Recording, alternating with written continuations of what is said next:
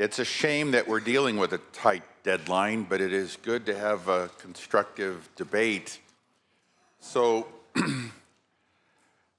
we've been asked by one of our colleagues to judge us not on the bill, but on what it would look like at the end of the day. So that means we have to look at a trend of activity to get to a final product. And so what I've done is looked at the comprehensive annual financial reports of the state of California. The state controller has the CAFRs on her website going back to 1999. And in 1999, we had a positive unrestricted net assets with Governor Wilson, which he handed over to Governor Davis, who then went into an energy crisis and took us to a net deficit of over $20 billion. And then Arnold had the Great Recession and took us to close to $80 billion. And then we had Governor Brown try to rein it in. We're up at about $125 billion. And then we had to report unfunded pension liabilities. It got us up to $169 billion. It's all there in a nice, sad-looking slope. The trend is awful. We're at $168 billion unrestricted net deficit. That's our retained earnings. That's what we have. So we owe somebody $170 billion. Somewhere, somehow, we have to bring it up $170 billion to get to zero. So California is ranked 44th out of 50 states by the Mercatus Center of George Mason University. According to fiscal solvency, we are at the bottom 7 with Massachusetts, Connecticut, Illinois, New Jersey, Hawaii, and Kentucky. California has the largest unrestricted net deficit. Second place is Illinois with $143 billion.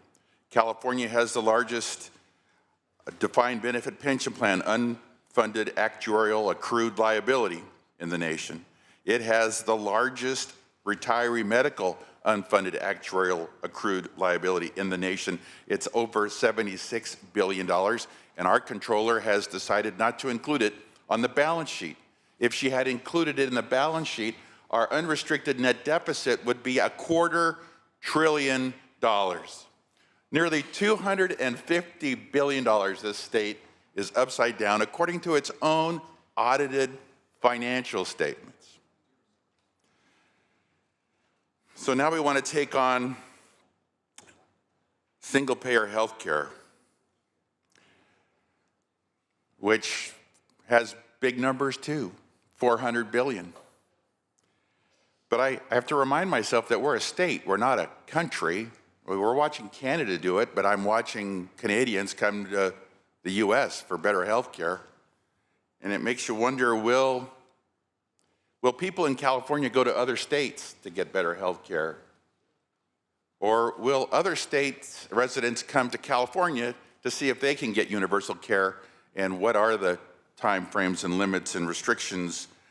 So I kind of looked at these bottom 7 states because the other day in Governance and Finance Committee, I was accused of supporting the wealthy because I was nervous about a bill.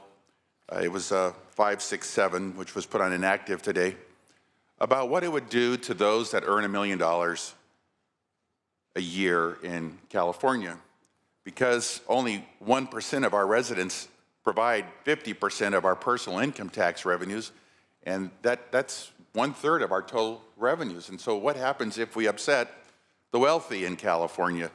So I did a little Googling, and Connecticut is a suburb of the New York City. So a lot of people have been moving to Connecticut, commute into New York City. They make good salaries, good incomes. But Connecticut has slowly been raising its tax rates. And they did a study just recently that found that the 100 wealthiest families from 2015 to 2016 were able to reduce their income tax by $200 million. That's put the state of Connecticut in financial stress. It only has about $236 million in reserves. So one more year, their reserves could be depleted. So when we frustrate high-income taxpayers, we can face a consequence which would not be pretty. In New Jersey, just last year, one resident moved his home and his business from New Jersey to Florida, and the finance director for the state had to call a meeting of the legislature because this one particular hedge fund owner had made some $6 billion in income from 2012 to 2015, and at their top rate of 8.97%, hundreds of millions of dollars in lost taxpayer payments have occurred in the state of New Jersey. So we have a fragile system that we're pounding on. And just to let you know, I've mentioned Illinois a couple times, but Illinois has already stopped paying their lottery winners. In fact, the lottery winners are suing the state of Illinois because of a cash flow crunch. That's what it looks like when government grinds to a halt. And now Puerto Rico is looking to federal bankruptcy court as a territory because of its fiscal issues. It is on the brink. And now they're worried about a brain drain of well-to-do residents moving out of the territory. So I bring that all up, colleagues, to say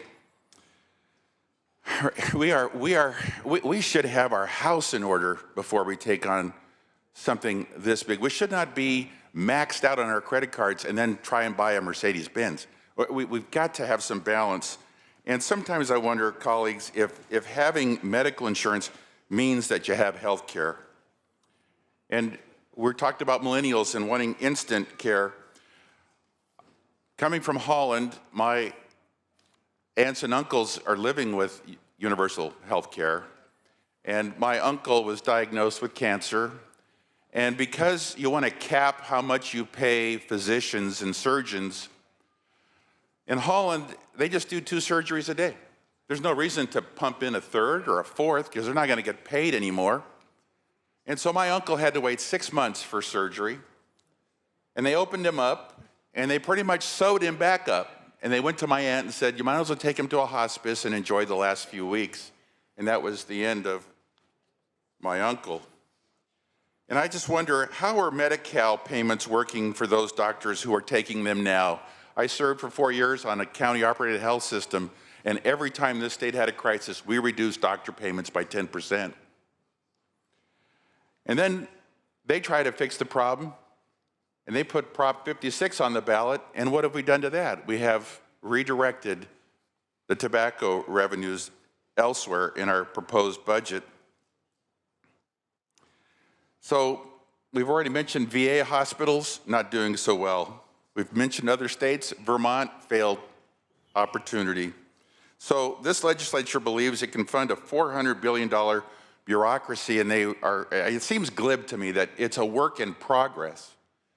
I don't know how we complain about Washington, D.C. making changes to health care and saying they're vague when we're vague.